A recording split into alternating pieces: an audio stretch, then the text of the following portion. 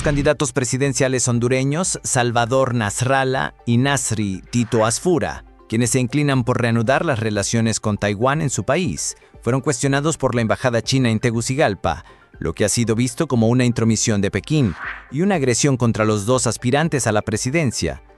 Además, el patrón se repitió en el Caribe, tras la respuesta airada de la representación china en Santo Domingo contra el político y académico dominicano Pelegrín Castillo, a quien acusó de prejuicios ideológicos por sus cuestionamientos sobre el rol geopolítico de China en el Gran Caribe. Abordamos el tema con el analista político internacional Emanuel Rincón.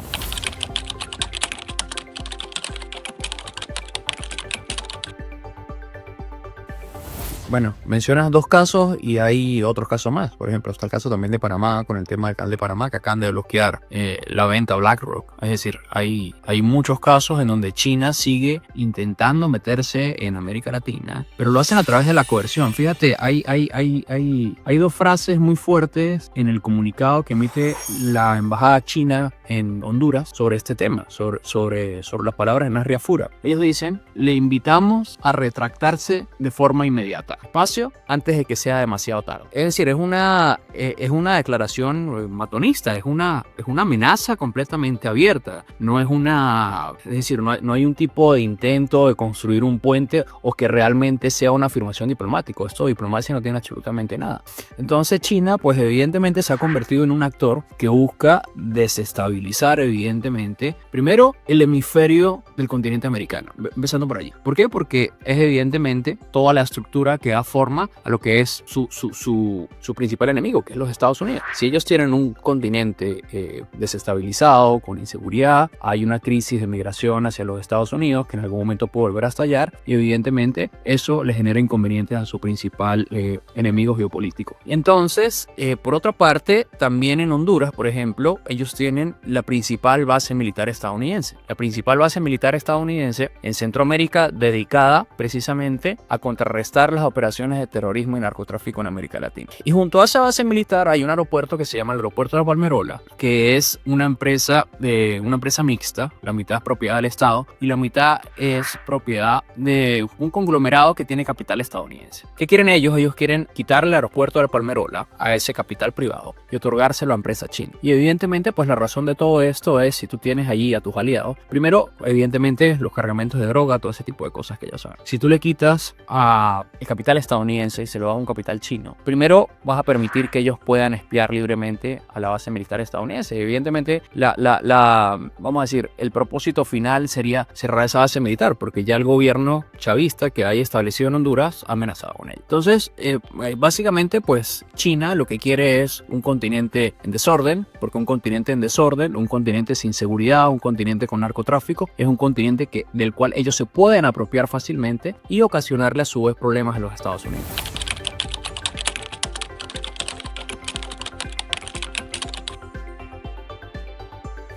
Número uno, yo lo he dicho muchas veces aquí en Estados Unidos y lo he hablado con congresistas y senadores. La estrategia número uno de Estados Unidos debe ser, primero, fortalecer relaciones comerciales con América Latina. Fíjate, ahorita el presidente Trump está iniciando con una especie de campaña o con un movimiento para equilibrar las relaciones comerciales que durante mucho tiempo fueron contraproducentes para los Estados Unidos. En ese sentido, Estados Unidos debería, a mi parecer, alejarse o aislarse o vamos a decir, subir las tarifas comerciales con los países del bloque asiático que están alineados con China y tratar de llevar la manufactura, tratar de llevar todos esos empleos a América Latina. Los pueden llevar a América Central y América del Sur. Eso va a generar mayor estabilidad, mayor empleo en América Latina, va a evitar todo tipo de nuevas crisis migratorias para el norte y a su vez evidentemente va a tener muchos socios comerciales más seguros y va a tener más control sobre su hemisferio. Eso de parte de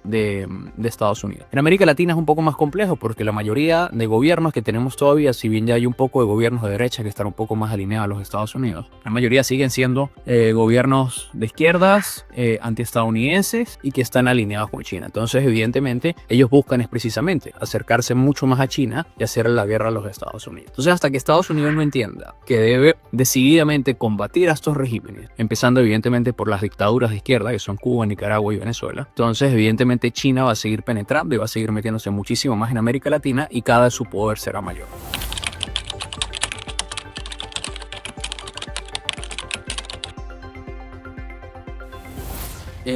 podría hacerlo el gobierno del presidente Javier Milei, por ejemplo. Empezar también a tratar...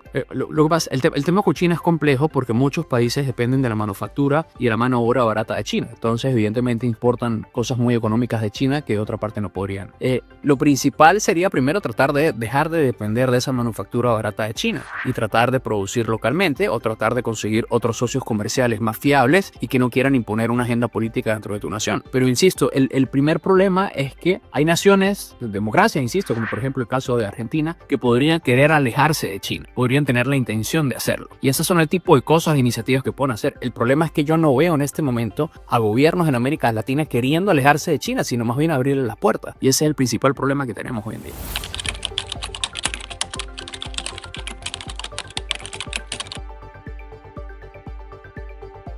Es bien complejo porque, digamos, al principio ha sido como una montaña rusa, ¿no? Al principio te pareció un disparate, después parecía que tenía sentido, después pareció un disparate nuevo, después agarró sentido otra vez. Entonces, creo que a largo plazo yo siempre lo dije, ¿no? Porque evidentemente no sabíamos cuál era el fin de Trump, o sea, su finalidad ulterior. Entonces siempre dije, si la finalidad de Trump es equilibrar el comercio, es decir, que se bajen las aranceles a las empresas estadounidenses en el exterior, porque en Japón, en la Unión Europea y en otros países tenían unos aranceles absurdos para la economía estadounidense y para los productores estadounidenses. Si su misión era bajar esos aranceles para poder comerciar de una forma, vamos a decir, más igualitaria y más libre, me parece perfecto. Si el fin es poner barreras comerciales en todos lados, entonces será un desastre. Pero los acuerdos comerciales que ha cerrado el presidente Trump me parece que han sido positivos porque le han brindado vamos a decir, han generado una balanza mucho más estable para los productores estadounidenses y evidentemente para los productores de la otra parte del mundo. Entonces ahora los productores estadounidenses van a poder exportar sus productos, van a poder generar más empleo en los Estados Unidos y a fin de cuentas creo que va a ser positivo.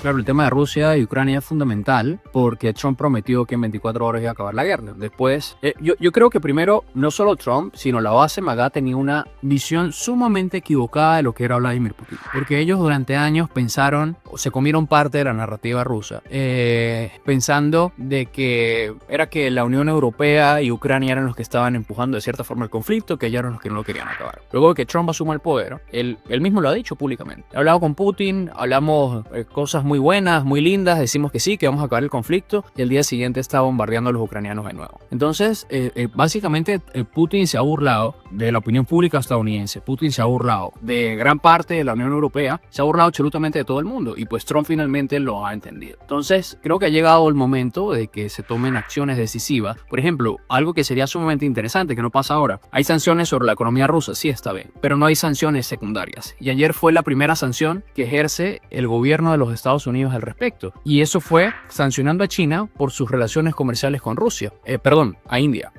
Impone un arancel del 25% por sus relaciones comerciales con la India. Y fíjate que en el nuevo tratado comercial que se hace con la Unión Europea hay una provisión bien importante que es que la Unión Europea va a empezar a comprarle la mayoría de su gas licuado a los Estados Unidos, que antes adquiría precisamente de Rusia. Entonces eso también le va a quitar una gran parte de financiamiento.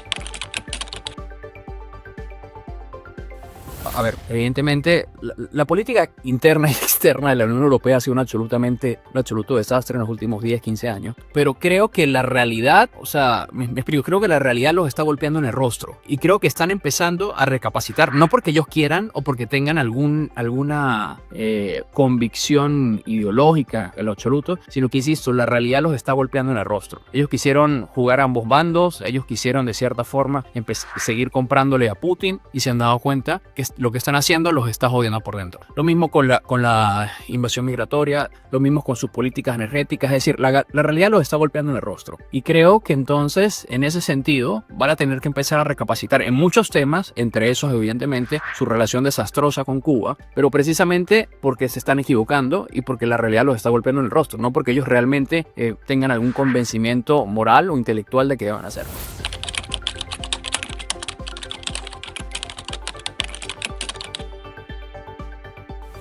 Mira, yo creo que lo que ocurrió es algo que ya nos ha ocurrido en el pasado, pues cuando hay, vamos a decir, un momento álgido o un punto de presión, la prensa internacional se abalanza sobre Venezuela, se abalanza también la opinión pública, eso hace que se movilicen también comentarios políticos, que se movilicen sanciones y acciones de parte de otros gobiernos, pero cuando no pasa algo más allá de ello, pues la atención se pierde en otros problemas o en otros conflictos. Sigue habiendo una guerra en Medio Oriente, sigue habiendo la guerra de Rusia y de Ucrania que se está quitando cientos, miles de vidas todos los meses. Entonces la atención se dispersa. Pero finalmente el gobierno de Estados Unidos ha terminado de rescatar a todos los rehenes estadounidenses que tenía en sus manos, y luego de haber sacado a todos los rehenes estadounidenses de Venezuela, por lo menos veo una retórica una vez más mucho más agresiva sobre el régimen. Trump habló de Venezuela, habló de Maduro abiertamente, catalogando como terrorista que siguen viendo droga a los Estados Unidos después de meses sin decir absolutamente nada de Venezuela. Y bueno, ya eso nos dice un poco la importancia, ¿no? Porque el secretario Rubio y parte de su gabinete siempre han estado interesados y hablando de Venezuela, pero no Trump. Trump lo hizo en Escocia. Por otra parte, todas las agencias de seguridad e inteligencia, la DEA, el FBI, etcétera, han estado emitiendo comunicados constantes, posteando los pósters de captura a Nicolás Maduro. Es decir, parece haber una intención de volver a retomar el tema de Venezuela y volver a darle relevancia de parte del gobierno de los Estados Unidos. Y habrá que ver si eso finalmente va a conducir o si realmente esto que está ocurriendo, es decir, tratar nuevamente de abocar la presión pública, la presión mediática hacia el tema de Venezuela, es porque hay un intento de generar realmente algo en Venezuela.